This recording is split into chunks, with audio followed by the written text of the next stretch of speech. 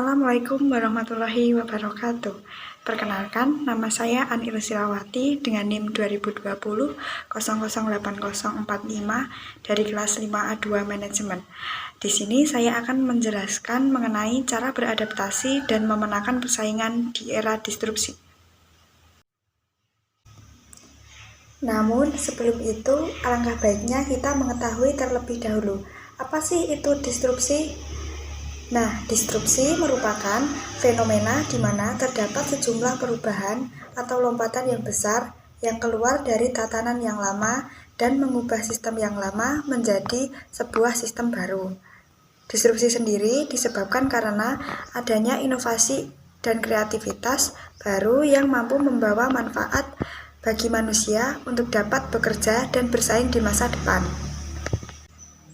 Saat ini, perubahan teknologi semakin canggih. Era disrupsi 4.0 dimulai pada revolusi industri 4.0. Industri 4.0 merupakan tren otomasi dalam teknologi pabrik. Pada era super smart society ini, manusia menjadi komponen utama. Sementara itu, pada industri 4.0, manusia sekedar menjadi komponen pasif.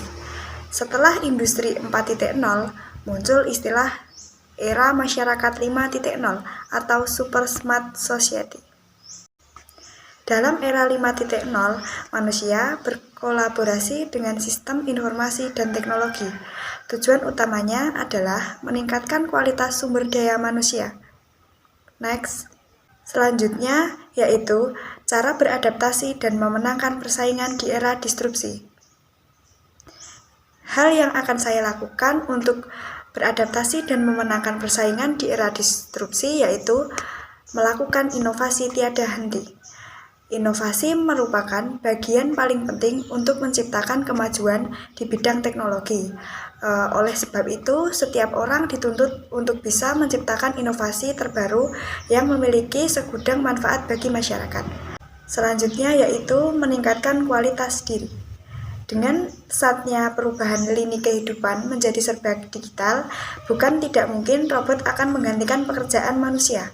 Kita sebaiknya terus belajar dan meningkatkan pengetahuan mengenai teknologi, karena tenaga kerja yang mampu mengaplikasikan dan mengontrol teknologilah yang mampu terus bergerak maju. Selanjutnya, bersikap siap menghadapi perubahan. Mengubah pola pikir dan memiliki kesadaran untuk lebih cepat dalam mengadaptasi perubahan. Kita harus cepat beradaptasi dengan perubahan, karena efek disrupsi dapat mengubah segala hal. Selanjutnya, jangan berlindung di bawah regulasi. Strategi menghadapi era disrupsi dengan jangan berlindung di bawah regulasi. Perkembangan teknologi yang lebih canggih dan teknologi yang semakin pesat membuat orang-orang memiliki opsi yang lebih banyak untuk dipilih. Memiliki pola pikir berlindung di balik regulasi merupakan sesuatu yang tidak bermanfaat. Hal ini dapat membuat kompetensi kita tidak berkembang dan menunjukkan bahwa ke depan yang akan bertahan adalah orang-orang yang memiliki kemampuan untuk menyesuaikan diri lebih cepat menghadapi revolusi industri 4.0. Next. Untuk selanjutnya, langkah-langkah konkret yang dilakukan berkaitan dengan cita-cita. Di sini, langkah-langkah konkret yang saya lakukan berkaitan dengan cita-cita saya. Sebelumnya, cita-cita saya adalah sebagai seorang manajer bank. Nah, untuk menunjang cita-cita saya, langkah-langkah konkret yang saya lakukan yaitu mengasah hard skill. Apa sih itu hard skill? Hard skill adalah keterampilan atau pengetahuan khusus yang dibutuhkan untuk sebuah pekerjaan.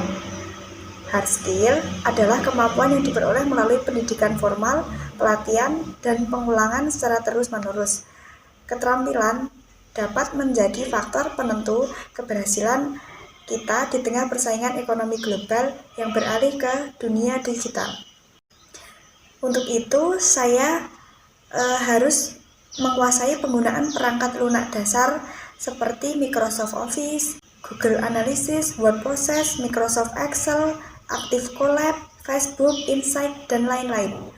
Karena Hampir semua industri atau perusahaan saat ini membutuhkan pengelolaan data secara digital untuk bersaing.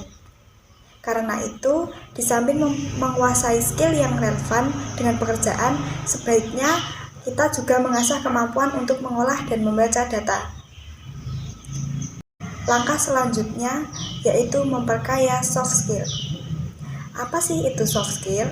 Soft skill adalah kemampuan yang dibutuhkan oleh pekerjaan apapun. Keterampilan ini adalah hasil pembentukan pola pikir dan kebiasaan selama bertahun-tahun.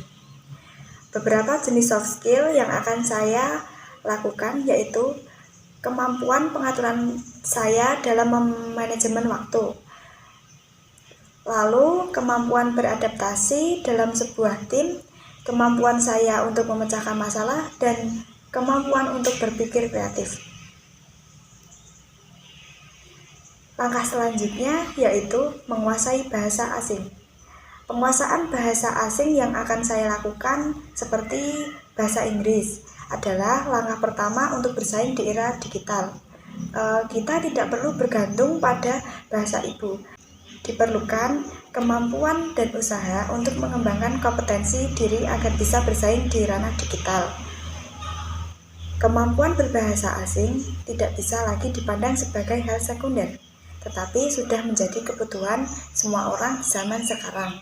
Agar tidak ketinggalan, pastikan kita mampu menguasai setidaknya satu bahasa asing, yaitu bahasa Inggris itu sendiri. Untuk melakukannya, saya bisa mengikuti kursus luring atau daring, serta program pelatihan bahasa asing yang masa kini sudah menjamur di mana-mana.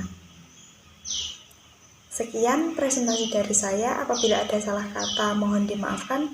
Wassalamualaikum warahmatullahi wabarakatuh.